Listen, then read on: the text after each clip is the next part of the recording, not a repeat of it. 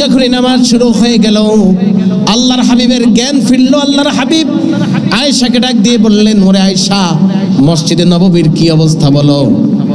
আম্মা জান আয়েশা বলি, ইয়া রাসূলুল্লাহ, ইয়া হাবিবাল্লাহ, সাহাবায়ে কেরাম আপনার জন্য দীর্ঘ সময় অপেক্ষা করছে,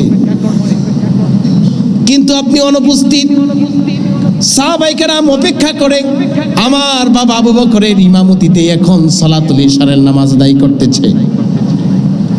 আল্লাহর হাবিব সাল্লাল্লাহু আলাইহি ওয়াসাল্লাম বলেন, ওরে আয়েশা, আমার মাথাটা একটু উঁচু করে ধরো, আমি একটু দেখি আমার কলিজার টুকরা সাহাবায়ে কেরাম মসজিদে নববীতে কেমন করে নামাজ আদায় করতেছে।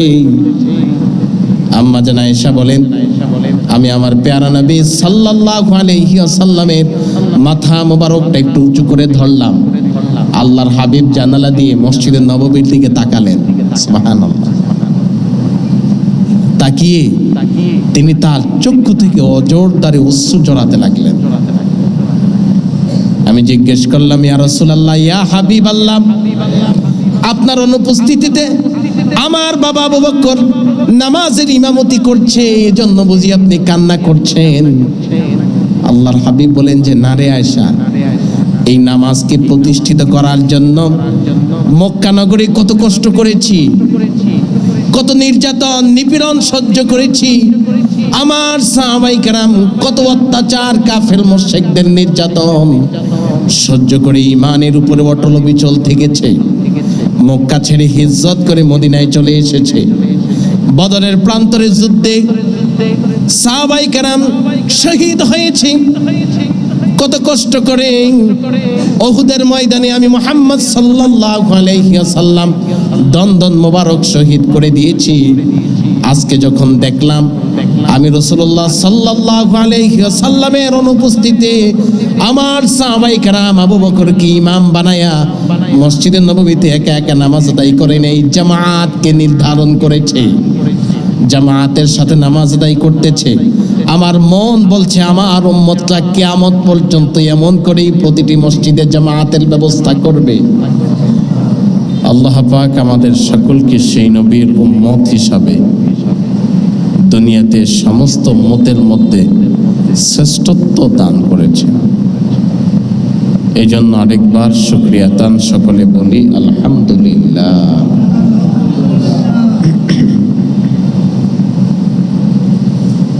মাহে রমাদান একটি মাসের সিয়াম সাধন আমরা পালন করে শাওয়াল মাসের প্রথম জুমায় আজকে উপস্থিত হয়েছি। মাহে রমাদানের একটি মাস আমল আখলাক, ইবাদত বন্দেগী, তাসবিহ তাহলিল, জিকির আজকার, কোরআন তেলাওয়াত, দান সাদকা আমরা যেমন করে আদায় করেছি, আল্লাহর পক্ষ থেকে আমাদের জন্য তেমন করেই রহমত, বরকত, মাগফিরাত এবং কবরবাসীদের নাজাতের ব্যবস্থা করিয়েছেন। যতগুলি ইবাদত আমরা রমজানে করেছি, ওই ইবাদতগুলি কিন্তু শুধুমাত্র রমজানেই সীমাবদ্ধ নয়, রমজানের বাহিরেও এই ইবাদতগুলি চলমান। রমজানে নামাজ আদায় করেছি, কিন্তু শুধু রমজানেই নামাজ, রমজানের পরে আগে কোনো নামাজ নাই, এমন আছে? এমন নাই। তাহলে রমজানে যেমন করে 5 ওয়াক্ত নামাজ আন্তরিকতার সাথে আদায় করেছি, রমজানের আগে পরেও আমাদেরকে 5 ওয়াক্ত নামাজ তেমন করেই আন্তরিকতার সাথে আদায় করতে হবে। আবার রমজান মাসে যেমন করে আমরা দান সদকা করেছি, শুধু যে রমজান মাসেই দান সদকা আর অন্য সময়ে রমজানের আগে পরে দান সদকা হবে না, এমনটাও কিন্তু না। দান সদকা করা, দান সদকার অভ্যাস রাখা, এইটা রমজানে যেমন করে করা, রমজানের আগে পরে তেমন করেই আল্লাহর পক্ষ থেকে আমাদের জন্য নির্ধারিত নসিহা পেশ করা। এই জন্যই তো আল্লাহ পাক বলেছেন, আল্লাযীনা ইউনফিকুনা ফিস সাররাই ওয়াদ-দাররাই ওয়াল কাযিমিনাল গায়জ ওয়াল আফিনা আনিন নাস ওয়াল্লাহু ইউহিব্বুল মুহসিনিন। যারা দান সদকা সুখ সময়ে করে, দুঃখ সময়েও করে, জীবনের শুরু থেকে শেষ সময় পর্যন্ত সব সময়, যখন বেশি পারে তখন বেশি করে, যখন কম পারে তখন কম করে, কিন্তু দান সদকা চলমান রাখে, ওই সকল ব্যক্তিদেরকে আল্লাহ পাক কোরআনের ভাষায় মুহসিনিন বান্দা বলেছেন। আর আল্লাহর হাবিব বলেন, যারা মুহসিনিন বান্দা হবে আল্লাহ পাক ওই সকল ব্যক্তিকে বিনা আযাবে জান্নাতের মালিকানা দান করে দেবেন। সুবহানাল্লাহ। তাহলে বোঝা যায় যে রমজানে যেমন করে ইবাদত করেছি, রমজানের বাহিরেও এই ইবাদতগুলি আমাদের ধরে রাখা প্রয়োজন। রমজানে যেমন করে সময় অতিবাহিত করেছি, এই সময়টা শুধু রমজানেই নয়, বরং রমজানের বাহিরেও আমাদের এইভাবে সময়টা কাটানো উচিত।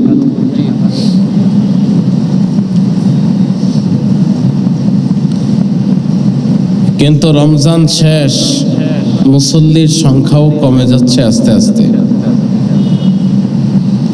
দান সদকার সংখ্যাও আস্তে আস্তে কমে যাচ্ছে, ভালো কাজের সংখ্যাও আস্তে আস্তে কমে যাচ্ছে, খারাপ কাজ আস্তে আস্তে সমাজে এখন বেড়ে যাচ্ছে। যেটা রমজান মাসে অনেকটাই কম ছিল। পূর্বেরকার মানুষ আমরাও দেখেছি, রমজান মাসে কেউ দাড়ি কাটতো না। অনেকে জানতো রমজান মাসে দাড়ি কাটলে রোজা ভেঙে যায়। আমাদের সমাজে এরকম অনেক মানুষ ছিল।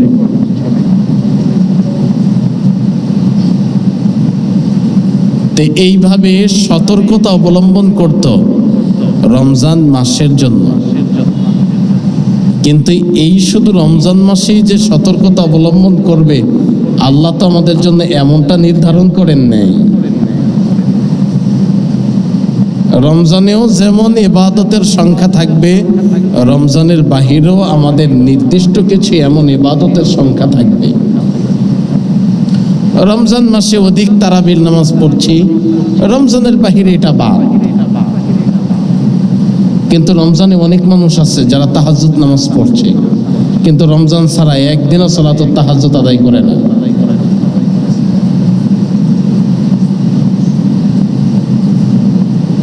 কিন্তু আমাদের তো উচিত যে রমজান ছাড়াও মাঝে মধ্যে তাহাজ্জুদের সাথে একটু সম্পর্ক রাখা, তাহাজ্জুদের নামাজ নিয়মিত না পারলেও মাঝে মধ্যে একটু একটু আদায় করা, এই ধারাবাহিকতা আমাদের বজায় রাখা উচিত। কোরআন তেলাওয়াত রমজান মাসে অনেক করছি, 2 খতম 3 খতম তেলাওয়াত করে ফেলেছি। কিন্তু শুধু যে রমজান মাসেই 2-1 খতম কোরআন তেলাওয়াত করবো আর সারা বছর কোরআনের সাথে সম্পর্ক থাকবে না, বিষয়টা তো এমন না।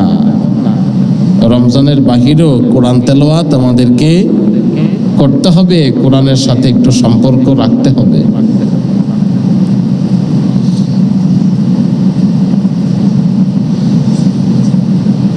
এই জন্য আল্লাহ রাব্বুল আলামিন বলেন, লা ইন শাকারতুম লা আযীদান্নাকুম ওয়া লা ইন কাফারতুম ইন্না আযাবি লাশাদীদ। যারা ইবাদতের শক্তি পাওয়ার পরে ইবাদত করার মাধ্যমে তার অন্তরের মধ্যে আত্মতৃপ্তি তৈরি হয়, তার কাছে ভালো লাগে এবং তিনি ওই ইবাদত করার কারণে আল্লাহর কৃতজ্ঞতা প্রকাশ করে, ও মালিক তুমি আমাকে তৌফিক দিয়েছো, আমি সালাত নামাজ ঠিক মতো আদায় করেছি, রমজান মাসে তারাবির সালাত আদায় করেছি, রোজাগুলি পালন করেছি, যতটুকু সম্ভব দান সদকা করেছি। আর এইটা করার কারণে তার অন্তরের মধ্যে যদি আনন্দ হয়, আনন্দ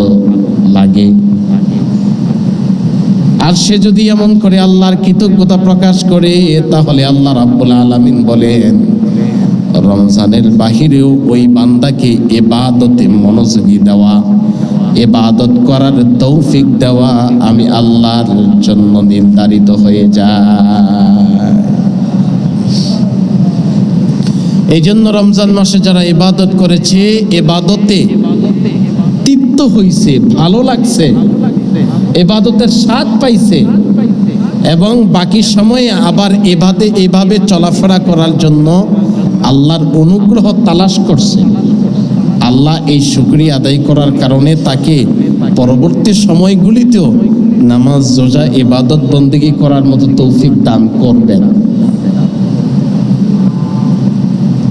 আর যারা আত্মতৃপ্ত হয় নাই, কৃতজ্ঞতা প্রকাশ করে নাই, ভালো লাগার আল্লাহর কাছে পরবর্তীতে করার তৌফিক চায় নাই, আল্লাহ তাদেরকে তৌফিক দেন না।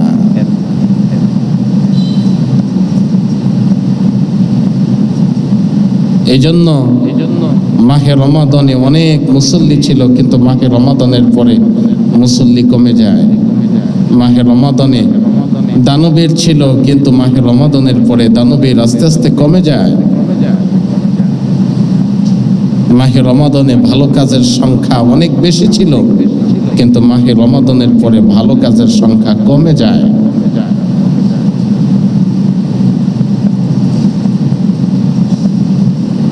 এজন্য আল্লাহর হাবিব বলেন আখলিস দীনাকা ইয়াকফিকাল আমালুল কলিল, অল্প আমলে নাজাতের জন্য যথেষ্ট, যদি আমলটা নিয়মিত হয়। নিয়মিত আমল হলে কি লাভ? মনে করেন যে আপনি 5 ওয়াক্ত নামাজ নিয়মিত সবসময় পড়েন, এখন আপনি সফরে বের হয়েছেন, সফরে থেকে আপনি 2-4 ওয়াক্ত নামাজ ঠিক মতো আদায় করতে পারেন নাই, জামাতে পড়তে পারেন নাই, অথবা কাজা আদায় করছেন, কিন্তু বাকি সময়গুলিতে আপনি নিয়মিত নামাজ আদায় করতেন। ওই ব্যক্তি অসুবিধার কারণে যদি নামাজ তরক করে ফেলে, নামাজকে কাজা আদায় করে ফেলে, তাহলেও আল্লাহ পাক তাকে কাজা এবং তরকের গুনাহ দেন না, কারণ সে পূর্ববর্তী সময়ে নিয়মিত সালাত আদায় করত। এখন সফরের কারণে, সমস্যার কারণে আদায় করতে পারে নাই, কিংবা অসুস্থতার কারণে জামাতের সাথে আদায় করতে পারে নাই, আল্লাহ রাব্বুল আলামিন তাকে জামাতে নামাজ আদায় করার সমপরিমাণ সওয়াব দিয়ে দিবেন। সুবহানাল্লাহ। এই জন্য অনেক সময় মানুষ বার্ধক্যের কারণে রোজা রাখতে পারে না, শরীরে শক্তি কমে যায়, বৃদ্ধ হয়ে গেছে, শক্তি নাই আগের মতো, শক্তি না থাকার কারণে রোজা রাখতে পারে না।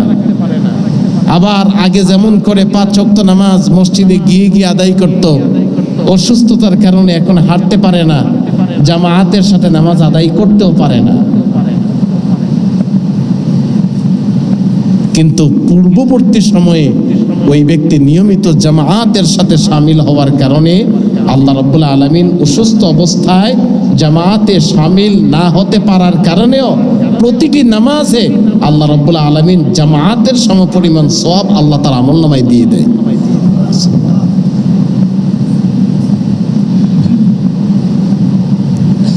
এই জন্য নিয়মিত যে আমলটা হয়, মাঝে মাঝে যদি বাদ পড়ে যায় কিংবা কোনো কারণে কাজা হয়ে যায়, আল্লাহ পাক এর কারণে তাকে শাস্তি দেন না, সওয়াব কম দেন না, পূর্ববর্তী নিয়ম নীতির উপরে অবলোকন করে নজর দিয়ে আল্লাহ তাকে পরিপূর্ণ সওয়াবের ভাগীদার বানায়া দেন। সুবহানাল্লাহ।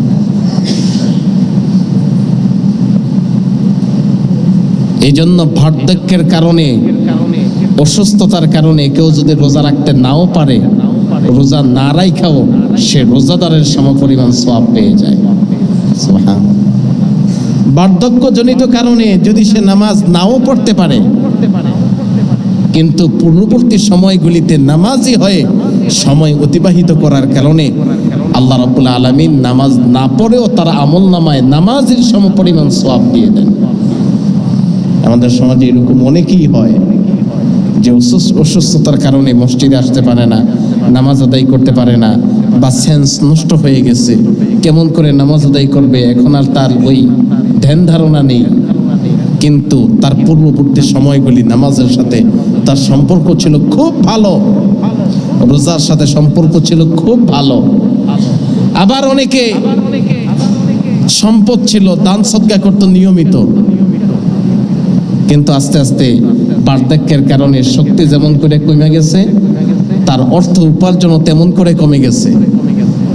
এখন চাইলেও আগের মতো আর দান সদকা করতে পারে না, আর্থিকভাবে দুর্বল হয়ে গেছে। কিন্তু মন চায়, আহারে আগে কেমন করে দান সদকা করতাম, এখন টাকা পয়সা নাই, এজন্য দান সদকাও করতে পারি না। আল্লাহ রাব্বুল আলামিন দান সদকা করতে পারে না বা কম করে, এই কারণে কম সওয়াব দেয় না। ওই পূর্ববর্তী সময়ে থাকার অবস্থাতে যেমন করে দান করত, ওই সময়ের উপরে নির্ধারণ করে আল্লাহ তাকে সেই সময়ের সওয়াব বৃদ্ধ হয়ে যাওয়ার পরেও কম দান করার কারণেও আল্লাহ তার আমল নামের সমপরিমাণ সওয়াব দিয়ে দেয়। এগুলি হচ্ছে আল্লাহ পাকের অনুগ্রহ বান্দার জন্য, নিয়মিত আমলের প্রতিদান। এই জন্য আল্লাহর হাবিব সাল্লাল্লাহু আলাইহি ওয়াসাল্লাম বলেছেন, আমল কম করো, অল্প করো, কিন্তু আমলটা ধারাবাহিকতা ঠিক রাখো, নিয়মিত করো, তাহলে মাঝে মধ্যে ছুটে গেলেও গুনাহ হবে না, সওয়াব দিয়ে দিবেন কে? আল্লাহ। এই জন্য আমাদেরকে ধারাবাহিকতা বজায় রাখা উচিত। নামাজ আদায় করতে হবে 5 ওয়াক্ত নিয়মিত। এই জন্য আল্লাহ রাব্বুল আলামিন বলেছেন, হাফিজু আলাস সালাহ, তোমরা নামাজকে হেফাজত করো, সংরক্ষণ করো, নামাজকে ছেড়ে দিও না। আর বিশেষ করে নামাজ যখন আদায় করবা, তোমরা জামাতের সাথে নামাজ আদায় করো। নামাজ 5 ওয়াক্ত নামাজ ঠিক মতো আদায় করতে হবে, কিন্তু যখনই নামাজ আদায় করব তখন আমরা জামাতের সাথে নামাজ আদায়ের তাগিদ করা হয়েছে। এই জন্য জামাতে নামাজ আদায় করা সুন্নতে মুআক্কাদা।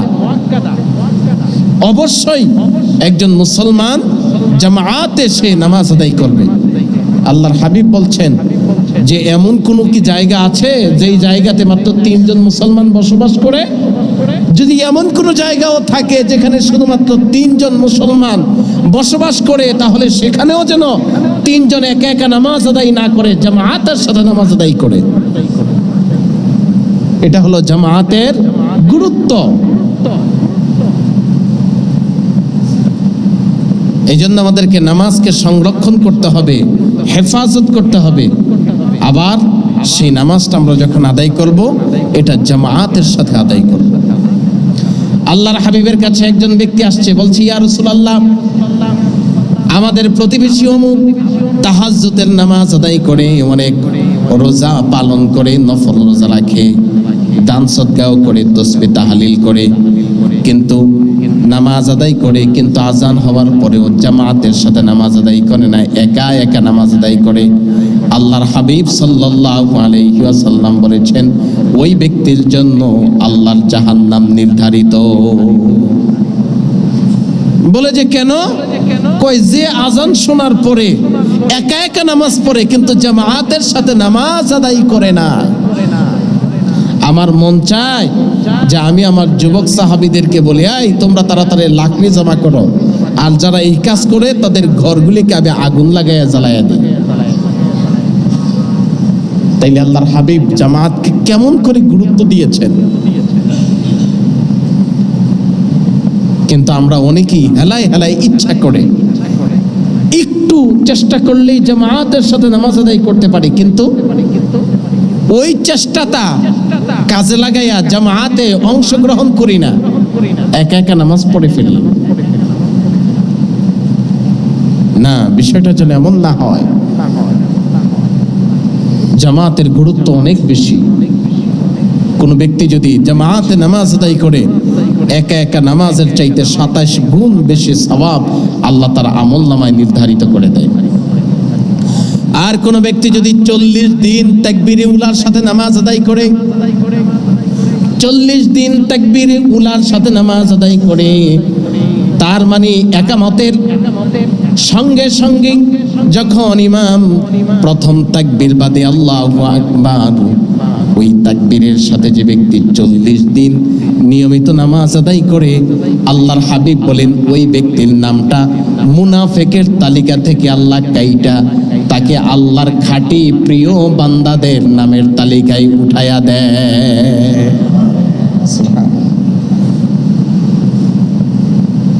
যে ব্যক্তি 40 দিন তাকবীরে উলার সাথে নামাজ আদায় করে, তার নামটা আর মুনাফিকদের তালিকায় রাখে না, আল্লাহ ওই নামটাকে আল্লাহর ওলিদের তালিকায় লিপিবদ্ধ করায়া দেয়। সুবহানাল্লাহ, সুবহানাল্লাহ।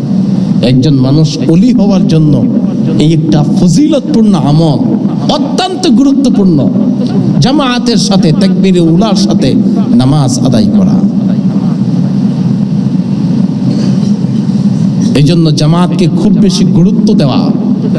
আবার অনেক ভাইয়েরা আছে চিন্তা করে, আচ্ছা জামাত ছুটে যাক, আমরা 4-5 জন আছি, একসাথে গিয়ে নামাজ আদায় করে ফেলবো জামাতের সাথে।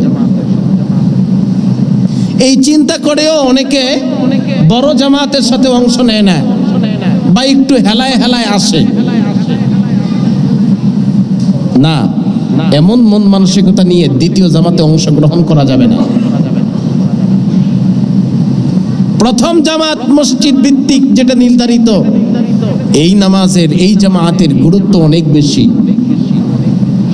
আর আপনি এসে পরবর্তী সময়ে ছোটখাটো জামাত করে নামাজ আদায় করবেন, ওইটার গুরুত্ব আবার ভিন্ন রকম।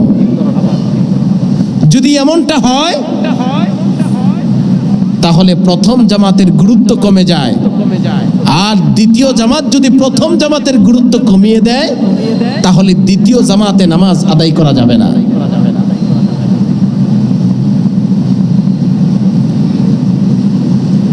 পরবর্তীতে আসলেন, 2-1 জন মিলে নামাজ আদায় করলেন, ওইটা হলো অজুহাত, বিভিন্ন কারণ। কিন্তু এইটার প্রতি আপনার একটা আন্তরিকতা তৈরি হয়ে গেছে, একটু হেলায় হেলায় আসেন, যারে পরে একসাথে জামাতের সাথে নামাজ আদায় করে ফেলবো। গুরুত্বপূর্ণ জামাতটাকে আপনি মিস করে ফেললেন। বড় জামাতের ফজিলত এটা একরকম, জামাতের ফজিলত এটা ভিন্ন রকম। এই জন্য আপনাকে প্রথম জামাতের গুরুত্ব ঠিক রাখা, তারপরে দ্বিতীয় জামাতে অংশ নিতে হবে।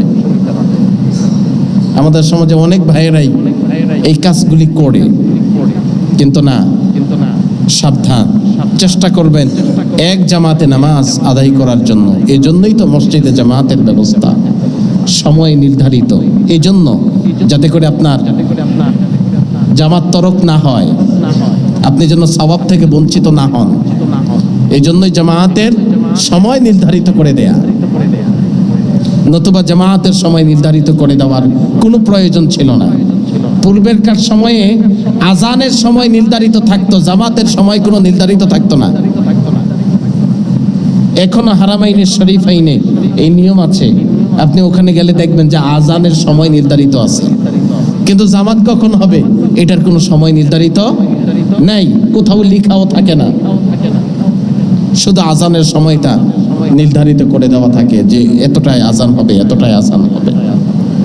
এটার পদ্ধতি কেমন ছিল যে আজান হবে, ইমাম যখন আসবে তখনই জামাত শুরু হবে।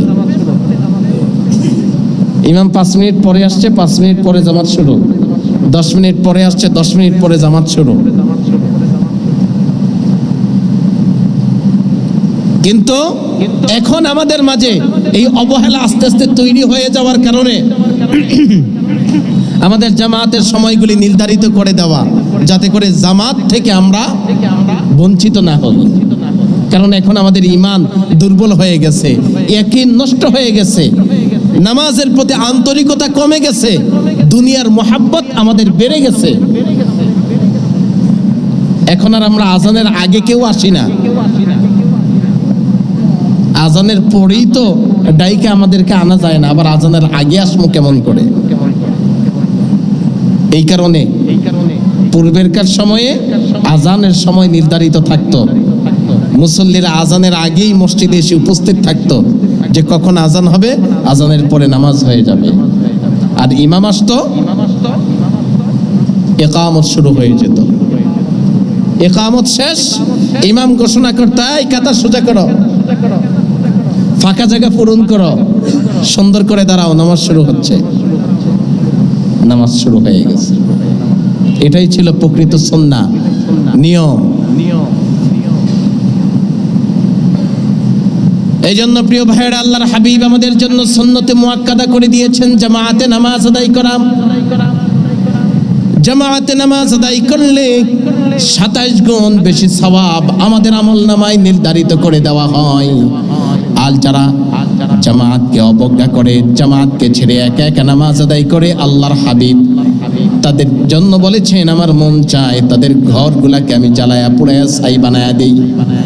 যেই ঘরের মধ্যে একা একা নামাজ আদায় করে, জামাতের সাথে মসজিদে নামাজে জামাত শরীক হয় না, তার মানে আল্লাহর হাবিবের কাছে জামাতের গুরুত্ব ছিল অনেক বেশি। এই জন্য আল্লাহ রাব্বুল আলামিন বলেছেন, হাফিজু আলাস সালাহ, তোমরা সালাতকে সংরক্ষণ করো, গুরুত্ব দাও, নামাজকে কখনো অবহেলা করো না, নামাজকে কখনো বিনা ওজরে কাজা করে ছেড়ে দিও না। আল্লাহর পক্ষ থেকে মানব জাতির জন্য যত ইবাদতের কথা বলা হয়েছে, সকল ইবাদতের মধ্যে সবচেয়ে বেশি গুরুত্ব প্রদান করা হয়েছে নামাজের ক্ষেত্রে। এই জন্য কোরআনে একবার নয়, দুইবার নয়, 80 বারের বেশি আল্লাহ পাক বলেছেন, আকিমিস সালাহ, আকিমিস সালাহ, হে ঈমানদারেরা, নামাজ আদায় করো, নামাজ আদায় করো, নামাজ আদায় করো, নামাজ আদায় করো, নামাজ আদায় করো। নামাজের তাগিদটা খুব বেশি দিচ্ছে। এমনকি আল্লাহর হাবিব সাল্লাল্লাহু আলাইহি ওয়াসাল্লাম তিনিও সবচেয়ে বেশি নামাজের গুরুত্ব প্রদান করেছেন। এই জন্য তিনি শেষ সময়ে বলেছেন, সাল্লু কামা রাআইতুমুনি উসাল্লি। এই সাবধান, নামাজ ছাইড়া দিও না, নামাজটা ধরে রাখো। আর আমি তোমাদেরকে যেমন করে শিখাইছি, তোমরা তেমন করে নামাজ আদায় করো। আল্লাহর হাবিব জীবনের অন্তিম সময়, শেষ সময়ে যখন মাঝে মধ্যে হুঁশ, মাঝে মধ্যে বেহুশ, আল্লাহর হাবিব জ্ঞান হারিয়ে ফেলেন, নামাজের জন্য সাহাবায়ে কেরাম মসজিদে নববীতে উপস্থিত, কিন্তু আল্লাহর হাবিব অসুস্থতার কারণে হুজরা থেকে বের হতে পারেন না। হযরতে আবু বকর নামাজের ইমামতিতে দাঁড়ালেন, দাঁড়িয়ে নামাজ শুরু করলেন। আর যখনই নামাজ শুরু হয়ে গেল, আল্লাহর হাবিবের জ্ঞান ফিরল। আল্লাহর হাবিব আয়েশাকে ডাক দিয়ে বললেন, ওরে আয়েশা, মসজিদে নববীর কি অবস্থা বলো। আম্মা জান আয়েশা বলি, ইয়া রাসূলুল্লাহ, ইয়া হাবিবাল্লাহ, সাহাবায়ে কেরাম আপনার জন্য দীর্ঘ সময় অপেক্ষা করছে, কিন্তু আপনি অনুপস্থিত।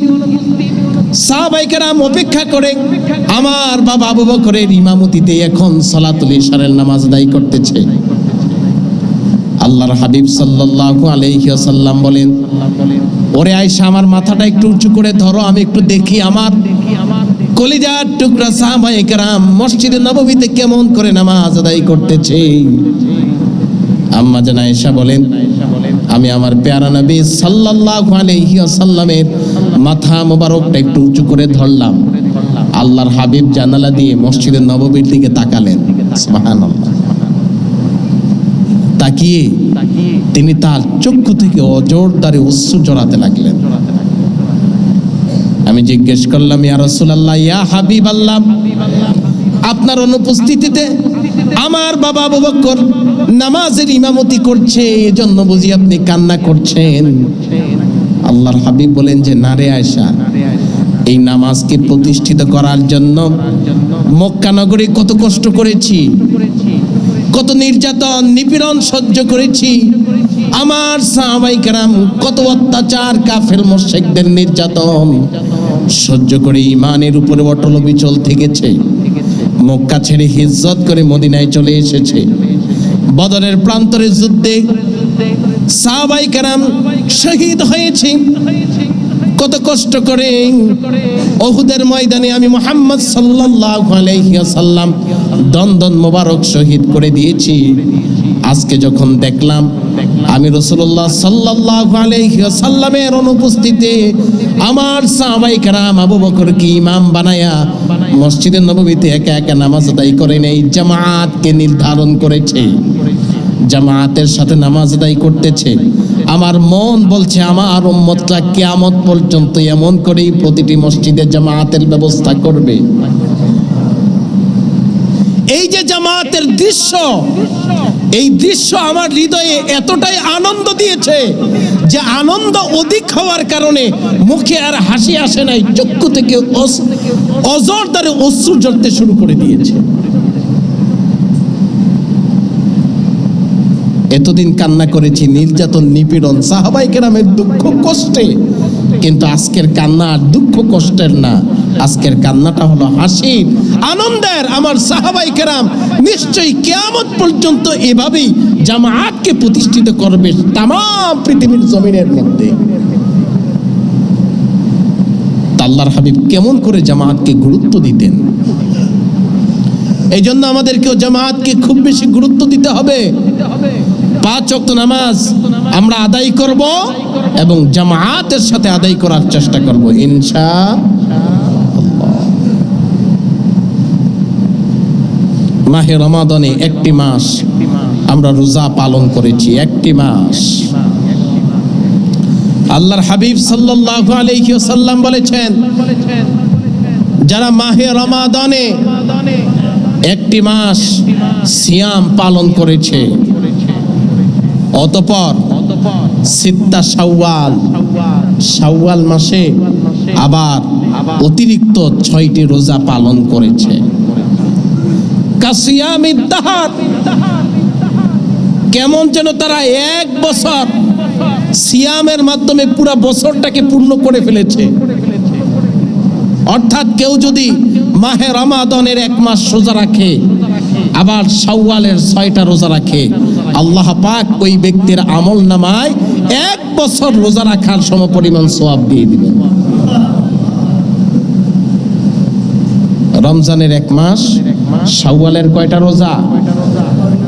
6 রোজা। শাওয়াল মাসে 6টি রোজা। অনেকেই ইতিপূর্বে এই রোজা রাখা শুরু করে দিয়েছে, আলহামদুলিল্লাহ।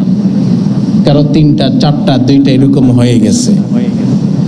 আর যারা এখনো শুরু করে নাই তাদের উচিত অতি তাড়াতাড়ি এই ফজিলতপূর্ণ রোজাগুলি যেন আমাদের কাছ থেকে ছুটে না যায়। আমরা 1 মাস রোজা পালন করতে পেরেছি, আর 6টি রোজা পালন করতে পারবো না, এমনটা কি হবে?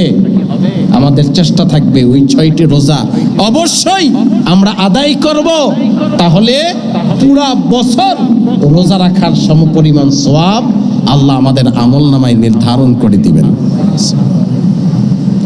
আপনি 1 মাস রোজা রেখেছেন, 10 গুণ করে যদি আল্লাহ রাব্বুল আলামিন আপনাকে সওয়াব দিয়ে দেয়, তাহলে 30 কে 10 দিয়ে গুণ করলে কত হয়? 300। আবার এদিক থেকে 6 রে যদি আবার 10 দিয়ে গুণ দেই 60, 300 আর 60 কত হইল? 360। বছরে কয় দিন? 365 দিন। আর বাকি থাকে কয় দিন? 5 দিন। 5 দিন মুসলমানের জন্য রোজা রাখা হারাম। 360 দিন রোজা রাখা মুসলমানের জন্য হালাল। আর বছরে 5 দিন মুসলমানের জন্য রোজা রাখা হারাম। 360 দিন রোজা রাখলে আল্লাহ সওয়াব দেয়, আর বছরে 5 দিন রোজা না রাখলে আল্লাহ সওয়াব দেয়। সুবহানাল্লাহ। তাইলে বোঝা যায় রোজা রাখায়ও সওয়াব আছে, আবার রোজা না রাখায়ও সওয়াব আছে। আল্লাহর হুকুমে 360 দিন রোজা রাখলে আপনি পাবেন সওয়াব, আবার আল্লাহর হুকুম মেনে 5 দিন রোজা না রাখলে আপনি পেয়ে যাবেন সওয়াব। এই জন্য আল্লাহর হাবিব বলেন, মান সামা রমাদানা বাদা সিত্তা শাওয়াল, যে ব্যক্তি রমজানের 1 মাস রোজা পালন করলো অতঃপর আবার শাওয়ালে 6টা রোজা রাখলো, কাসিয়ামিদ দাহর, ওই ব্যক্তি কেমন যেন সারা বছর রোজা রাখলো। আল্লাহ তার আমল নামায় সারা বছর রোজা রাখার সমপরিমাণ সওয়াব দিয়ে দিবেন। তাহলে এই ফজিলতপূর্ণ রোজাটা কি ছেড়ে দেওয়া চলবে?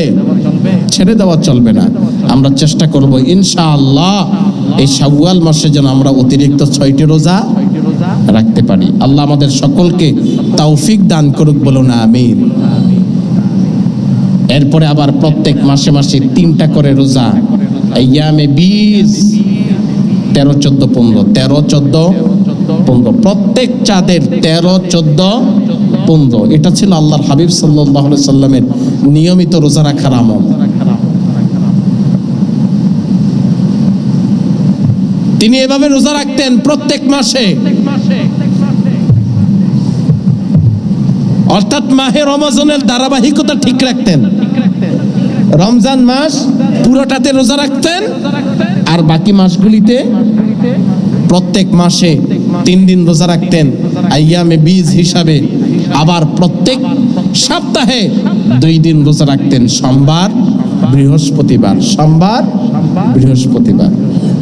তার মানে এই দিক থেকে 3 দিন, আবার ওই দিক থেকে 4 সপ্তাহে 8টা রোজা, 8 আর 3 11। তার মানে আল্লাহর হাবিব সাল্লাল্লাহু আলাইহি ওয়াসাল্লাম প্রত্যেক মাসে রমজান ছাড়া 11টা রোজা পালন করতেন। আবার মাঝে মধ্যে কোনো কোনো মাসে অতিরিক্ত রোজাও আরো বেশি রাখতেন।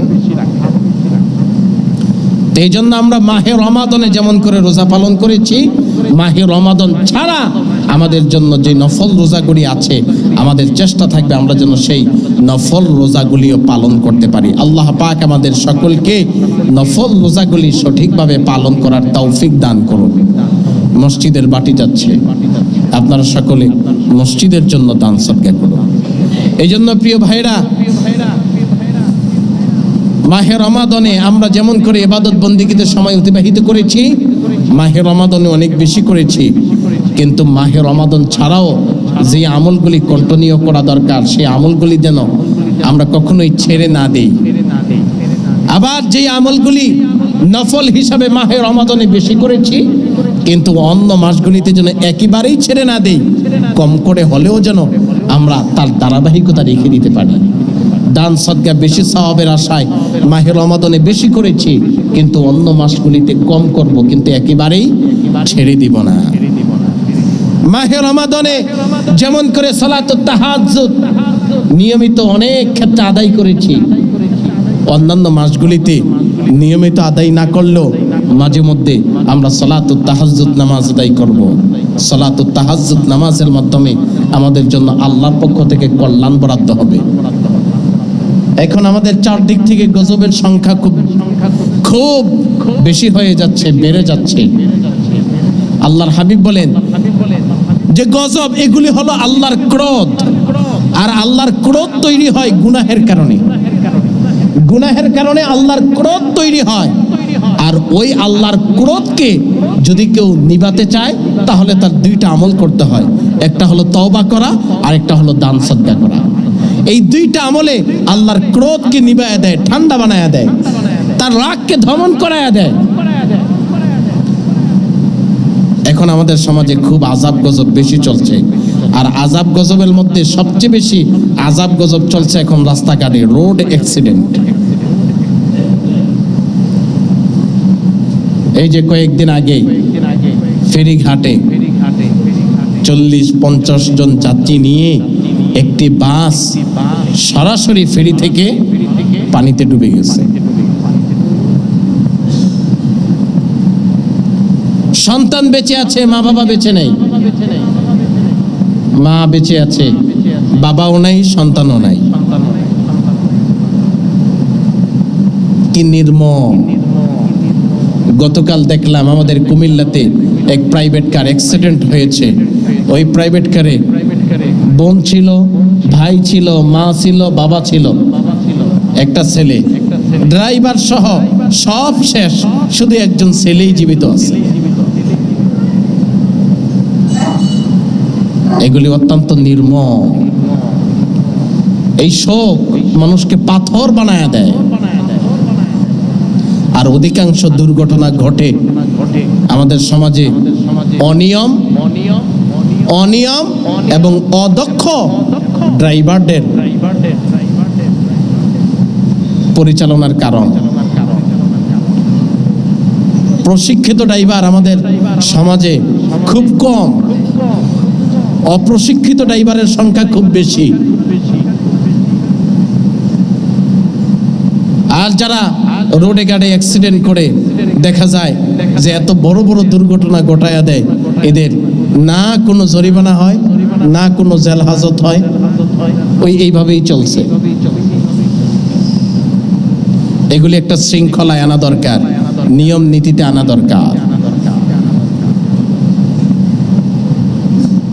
এই জন্য প্রিয় ভাইয়েরা, আমাদের উচিত, আল্লাহর হাবিব সাল্লাল্লাহু আলাইহি ওয়াসাল্লাম এই জন্য আমাদের কি শিক্ষা দিয়েছেন, যখন তোমরা কোনো আযাবময় রাস্তার পাশ দিয়ে হেঁটে যাবে তখন ওই জায়গাটা দ্রুত অতিক্রম করবে, আর যতক্ষণ ওই জায়গাতে থাকবে ততক্ষণ আল্লাহর কাছে প্রার্থনা করতে থাকবে, ক্ষমা প্রার্থনা করতে থাকবে।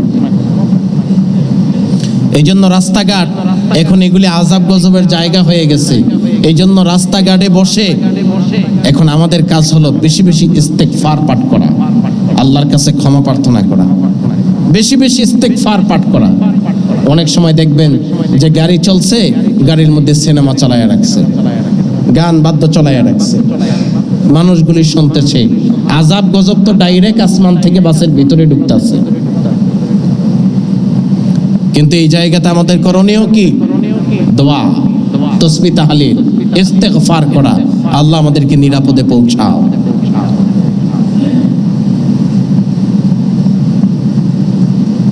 এই জন্য আল্লাহর হাবিব আমাদেরকে এই বিষয়গুলি শিক্ষা দিয়েছেন।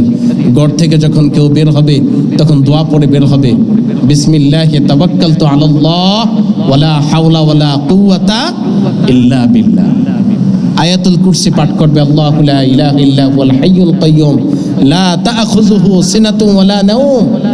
এইভাবে আয়াতুল কুরসি, লাহু মা ফিস সামাওয়াতি ওয়া মা ফিল আরদ মান যাল্লাযী ইয়াশফাউ ইনদাহু ইল্লা বিইজনি ইয়ালামু মা ফিস সামাওয়াতি ওয়া মা ফিল আরদ। আয়াতুল কুরসি আপনি একটি আয়াত পড়তে লাগবে 30 সেকেন্ড, মুখস্থ করে নেবেন। এই আয়াতুল কুরসি পাঠ করে যদি আপনি ঘর থেকে বের হন, তাহলে আল্লাহর হাবিব সাল্লাল্লাহু আলাইহি ওয়াসাল্লাম বলেন, তুমি গন্তব্যে পৌঁছার আগ পর্যন্ত অথবা আবার ঘরে ফেরার আগ পর্যন্ত তুমি আল্লাহর জিম্মায় চলে যাবা। আল্লাহ তোমাকে হেফাজতের সাথে গন্তব্যে পৌঁছে দিবেন, অথবা ওই বিভিন্ন জায়গায় ঘোরাফেরা শেষে তোমার ঘরে আল্লাহ রাব্বুল আলামিন সহিহ সালামতে আল্লাহ তোমাকে পৌঁছে দিবেন।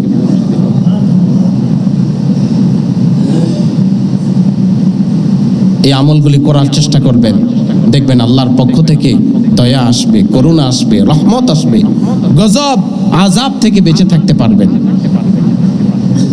এই জন্য যারা ড্রাইভারি করে, আমার তাদের প্রতি অনুরোধ থাকবে যে আপনারা সতর্কতার সাথে গাড়ি চালাবেন। যথেষ্ট সতর্কতা অবলম্বন করলেই আমরা অনেক অ্যাক্সিডেন্ট থেকে বেঁচে যেতে পারি। তাড়াহুড়ার প্রয়োজন নাই, সময়ের চেয়ে জীবনের মূল্য অনেক বেশি। একেবারে না ফেরার চাইতে 1 ঘন্টা পরে ফেরাও অনেক ভালো। আর আমাদেরও একটা অভ্যাস, গাড়িতে উঠলেই কত তাড়াতাড়ি পৌঁছবো, তাড়াতাড়ি, এই চিন্তা আমাদের মাথায় গুড়গুড় করতে থাকি। এই জন্য সাবধান, এই বিষয়গুলা আমাদের যথেষ্ট লক্ষ্য রেখে যানবাহনে চলাচল করা আমাদের জন্য সতর্কতার সাথে চলাফেরা করা অত্যন্ত বেশি গুরুত্বপূর্ণ। তাহলে হয়তোবা এই কঠিন অ্যাক্সিডেন্ট থেকে আল্লাহ আমাদেরকে বাঁচাইয়া দেবে।